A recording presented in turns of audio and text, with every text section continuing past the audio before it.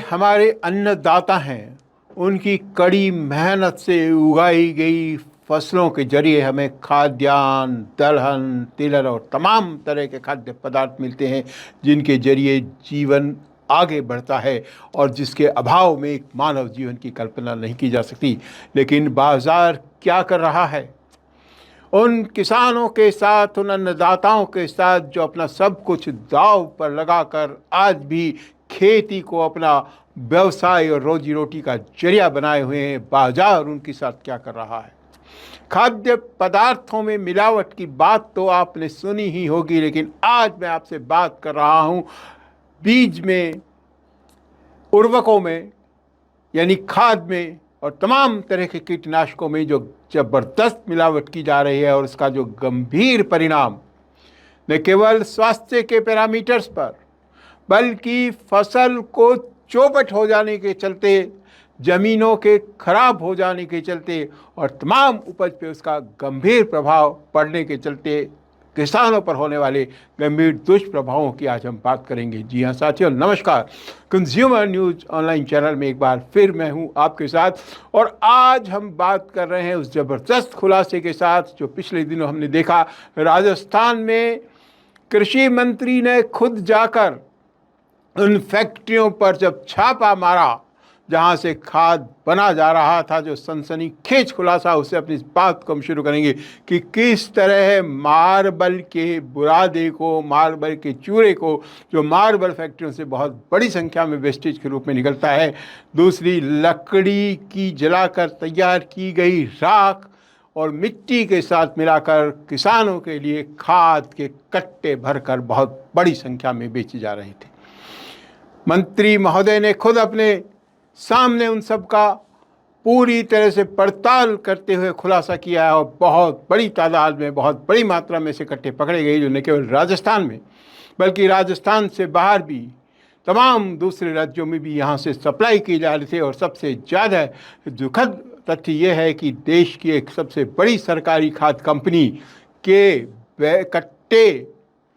में ये माल भरा जा रहा था, उसका नाम उसके ऊपर था और इसके चलते पूरी संभावना इस बात की है कि उसी के नाम पर या इसी तरह की बड़ी कंपनियों के नाम पर, चाहे हम यूरिया की बात करें, पोटाश की बात करें,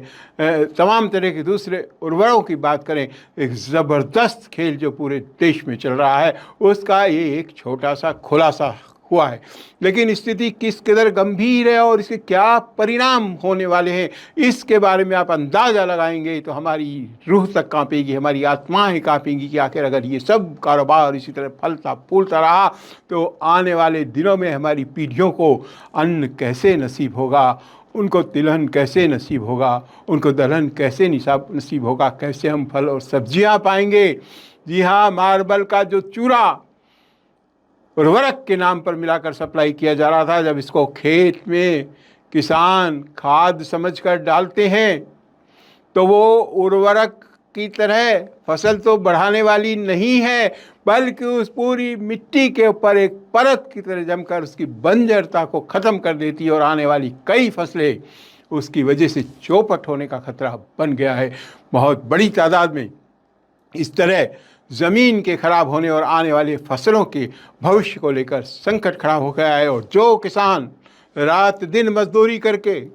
पैसा उधार लेकर के फसल पे दाव खेलता है, पहले ही कभी मानसून की मार, कभी अतिवृष्टि, कभी सूखा जैसी समस्याओं से वो निपटता है, उसके बीच जब इस तरह की चीज़ आती है कि खाद ही नकली है, बीज ही नकली है, तो पूरी फसल चौपट होती है, अपना कर्जा चुका नहीं पाता, हालत ख़राब हो जाती है। और इसीलिए आप लोगों ने देखा पिछले कितने समय में तमाम कोशिशों के बावजूद दुनिया जो भारत में बहुत से क्षेत्र हैं वहाँ किसान गंभीर आर्थिक तंगी के चलते आत्महत्याएं तक करने के लिए मजबूर हो रहे हैं। जीवन यापन करने की कल्पना तो दूर, अपना कर्जा भी नहीं चुका पाते, अपने बच्चों की शादियाँ नहीं कर पाते, उन्हें पढ़ा नहीं पाते। तो आज हम इसी बात पर चर्चा करेंगे कि देश में जो खाद और बीज है, जो उर्वरक है, तमाम तरह के कीटनाशक है, वही नहीं और भी जो कृषि से जुड़े संसाधन है, कृषि के उपकरण है, उनमें होने वाली गड़बड़ियों की स्थिति क्या है और क्या उससे मुकाबले के लिए किसान कदम उठा सकता है, सरकारें क्या कर रही है और क्या उनको करना चाहिए। लेकिन इसकी सबसे महत्वपूर्ण बात, सबसे महत्वपूर्ण कड़ी मैं आपको इस बात के साथ शुरू करना चाहता हूं कि साथियों, खास तौर से मेरे किसान भाइयों के लिए ये संदेश में देना चाहता हूं, और आप सबसे भी, जो भले ही खेती नहीं करते हैं, किसान भाई नहीं है, लेकिन आपके संपर्क में जो भी किसान भाई हैं, उन तक संदेश को इस वीडियो के जरिए, अपने मौखिक संदेश के जरिए पहुंचाइए कि अगर किसी किसान के साथ इस तरह की गड़बड़ी हुई है, अगर नकली खाद, नकली बीज, नकली कीटनाशक के कारण उनकी फसल चौपट हो गई है, तो उन्हें उपभोक्ता संरक्षण कानून के तहत उस फसल का पूरा पैसा उस नकली खाद बेचने वाले से, उस नकली बीज बेचने वाले से, उस नकली कीटनाशक देने वाले से वसूल करने का कानूनी अधिकार प्राप्त है। और वो न केवल उस फसल का पैसा, बल्कि उसकी वजह से होने वाली तमाम तरह की मानसिक क्षतिपूर्ति, आर्थिक परेशानियां और जो भी दिक्कतें उसने उठाई है, उसका पैसा वो कानूनन इनसे वसूल करने का अधिकारी है। तो साथियों, किसान भाई भी उपभोक्ता हैं और उपभोक्ता संरक्षण कानून के दायरे में आते हैं, और इस तरह की जितनी भी गड़बड़ियां उनके साथ हो रही है, उन्हें उसके बारे में जागरूक होने की जरूरत है। और जागरूक होकर जब उनके साथ इस तरह की कोई घटना घट जाती है, तो उसके खिलाफ कार्रवाई करने के लिए उपभोक्ता आयोग में जाकर उसकी क्षतिपूर्ति प्राप्त करने का भी पूरा अधिकार है। उदाहरण के लिए मैं बात करूंगा, हमारे पास मामले आए बहुत सारे क्षेत्रों में, प्याज के बीज खराब आ गए, शिकायत आने पर हमने कार्रवाई करी और उन्हें क्षतिपूर्ति मिली। हमारे पास शिकायतें आई, बढ़िया क्वालिटी का बता करके पाइप जो खेतों में दबाया जाना था सिंचाई के लिए, खराब दे दिया गया, और पहली फसल में ही पाइप फट जाने से उनकी फसल खराब हुई। हमने उस पाइप के पैसे, उससे होने वाले नुकसान का पैसा उपभोक्ता आयोग के जरिए उन्हें दिलवाया है। तो साथियों, सबसे पहले मैं शुरुआत करूंगा इस बात से कि क्या स्थिति है। ऐसा नहीं है कि राजस्थान में जो खुलासा हुआ है नकली खाद को लेकर के, वो कोई पहला खुलासा हुआ है। देश भर में इस तरह के मामले सामने आते रहे हैं, पहले भी सामने आते रहे हैं। सरकारी एजेंसियां जो नमूने उठाती हैं, उनमें भी मिलावटी खाद, मिलावटी बीज, मिलावटी कीटनाशक के मामले सामने आते रहे हैं। हालांकि उनका प्रतिशत संभवतः कम रहा होगा, क्योंकि जो सिस्टम है, हम जानते हैं कि असली अपराधियों तक पहुंचना आसान नहीं है, लेकिन इसके बावजूद तमाम सिस्टम के तहत भी लगातार ऐसे मामले बहुत बड़ी संख्या में सामने आते रहे हैं, जहाँ पे जो खाद लेकर जांच की गई तो वो मिलावटी या अमानक थी। साथियों, खाद और बीज को नियंत्रण करने के लिए, उनमें होने वाली मिलावट को रोकने के लिए बहुत सारे प्रावधान हैं। जिस तरह खाने पीने की चीज़ों में मिलावट रोकने के लिए खाद्य सुरक्षा और मानक प्राधिकरण खाद्य सुरक्षा और मानक अधिनियम के जरिए कार्रवाई करता है, उसी तरह बीज अधिनियम, उर्वरक नियंत्रण आदेश 1985 और तमाम तरह के दूसरे प्रावधान इस देश में मौजूद हैं। लेकिन कमी कहाँ है, उन पर भी हम बात करेंगे। क्यों प्रभावी ढंग से इनकी पालना नहीं हो पा रही, और यदि प्रभावी ढंग से पालना होती तो निश्चित रूप से इस तरह की जो मिलावटी की खबरें सामने आ रही है, उन पर कहीं ना कहीं अंकुश प्रभावी ढंग से लग पाता। और अभी हम देख रहे हैं कि जो मामला सामने आया है, वो तो बिल्कुल ही स्पष्ट तौर पर इस तरह की मिलावट का है, जिसमें जो खाद के असली तत्व हैं वो तो गायब हैं ही हैं, लेकिन उसके साथ ऐसी चीज़ें मिलाई गई है जो आपकी फसल को चौपट करने के साथ ही साथ उस ज़मीन को बंजर बना देती है, उस ज़मीन के ऊपर इस तरह की परत बना देती है कि आने वाले कई सालों तक वहाँ फसल ही उत्पन्न नहीं होगी। तो आज हम इसी बात से शुरू करते हैं। सबसे पहले तो मैं किसान भाइयों को आपके माध्यम से, और जो किसान भाई सीधे इस वीडियो को देख रहे हैं, उनको जागरूक करना चाहूँगा कि जब भी वो कोई इस तरह की वस्तु खरीदते हैं, खाद खरीदते हैं, बीज खरीदते हैं, कीटनाशक खरीदते हैं, पाइप खरीदते हैं, तो एक पंजीकृत दुकान से और उस कंपनी, जिस कंपनी का माल आप खरीद रहे हो, उसके अधिकृत डीलर से ही सामान खरीदें। अन्यथा क्या होगा, अगर आपके खिलाफ आप कार्रवाई में जाना चाहते हैं तो पता लगेगा कि वो दुकान अधिकृत नहीं है, बंद करके भाग गया है, उसे पकड़ना मुश्किल होगा, या अगर वो अधिकृत नहीं है तो संबंधित कंपनी अपनी जवाबदारी से मुकर जाएगी। साथियों, उर्वरक नियंत्रण आदेश में इस बात के स्पष्ट प्रावधान है कि न केवल बेचने वाला बल्कि उसको भंडारण करने वाला भी, उसको बनाने वाला भी, उसको प्रस्तुत करने वाला भी दोषी है और उसके खिलाफ भी सजा के प्रावधान है। लेकिन गड़बड़ी कहाँ होती है? जब हम थोड़े से लालच में आकर के, थोड़े से सस्ते के चक्कर में अनधिकृत विक्रेता से या किसी अनजान व्यक्ति से इस तरह का उत्पाद खरीद लेते हैं। हम देखते हैं कि कट्टे पर वो बड़े निशान हैं, उन बड़ी कंपनियों का नाम है जिनकी गुणवत्ता हम जानते हैं, लेकिन आप नहीं जानते कि वो कट्टा और वो निशान फर्जी हैं। साथियों, ऐसा नहीं है कि जो अधिकृत विक्रेता बेच रहे हैं उनका माल भी पूरा शुद्ध होने की गारंटी है। संभवतः मिलावट का ये माल किसी चैनल के जरिए उनके पास भी आ सकता है, जिस तरह का खुलासा भी राजस्थान में हुआ है, और बड़ी कंपनी के नाम पर सप्लाई हो रही है। तो संभव है कि अधिकृत विक्रेता के पास भी इस तरह का माल आ जाए, लेकिन उससे खरीदने का जो सबसे बड़ा फ़ायदा हमें मिलने वाला है वो ये कि जब वो ख़राब माल सामने आता है तो हम उसके ज़रिए न केवल उस दुकानदार पर, न केवल उस विक्रेता पर, बल्कि पूरी कंपनी पर एक सशक्त रूप से प्रभावी कार्यवाही कर सकते हैं और आपको क्षतिपूर्ति दिला सकते हैं। आपने कोई उपकरण खरीदा है, किसी भी तरह का ऐसा सामान खरीदा है जिसके ज़रिए आप खेती में कुछ सहायता लेते हैं, आपने ट्रैक्टर खरीदा है, कोई और सामग्री खरीदी है और वो उस गुणवत्ता की नहीं है जिस गुणवत्ता की बता करके उसको बेचा गया है। अगर खाद बेचते समय आपको उस खाद की गुणवत्ता बताई गई है और उससे बताया गया है कि फसल में इतनी मात्रा में अधिक उत्पादन होगा, वो नहीं होता है। केवल मिलावट का सवाल ही नहीं है, अगर उसकी गुणवत्ता में भी कमी है, आपको जो बीज कह के बेचा गया है वो बीज पर एकड़ में, प्रति बीघा में कितनी फसल देने वाला है, आपको अगर उसकी कोई जानकारी दी गई है और वो फसल वैसी नहीं होती है तो आप उसके खिलाफ कार्रवाई कर सकते हैं। पर अब करना क्या होगा आपको? जब भी आप सामान खरीदें, सबसे पहले तो अधिकृत विक्रेता से खरीदना ही है, दूसरा उसका विवरण भी आपको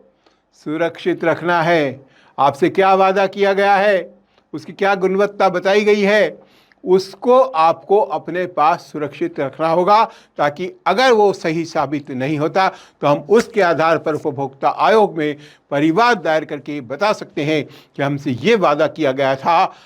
ये वादा सही नहीं है, और इस तरह भ्रामक विज्ञापन के जरिए या अगर नकली माल है तो अनुचित व्यापारिक व्यवहार के जरिए हमें ये माल बेचा गया। इसके साथ ही साथ एक और महत्वपूर्ण सलाह है कि आप उस बीज में से थोड़ा सा नमूना,